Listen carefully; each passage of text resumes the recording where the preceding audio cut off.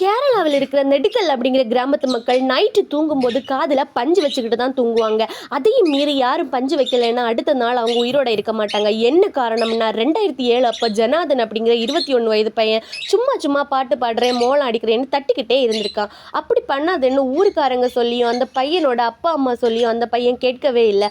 ஒரு நாள் அந்த பையனோட பாட்டி பைத்தியக்காரத்தனமாக பண்ணாதடா அப்படின்னு திட்ட கடுப்பானவன் பக்கத்தில் இருந்த கல்லை எடுத்து பாட்டி தலையில் போட்டு அவங்கள கொலை பண்ணியிருக்கான். இந்த விஷயம் தெரிஞ்சு அவங்க அப்பா அம்மா தண்டிக்கிறேன்னு சொல்லி ஒரு நாள் ஃபுல்லாக அவனை மரத்தில் கட்டி போட்டு அடி அடின்னு அடித்து அப்படியே விட்டுறாங்க. ஆனால் கொஞ்ச நேரத்தில் அங்கே ஒரு பாம்பு வந்து கொத்த அவன் சைலண்டாக இறந்து போயிடுறான்.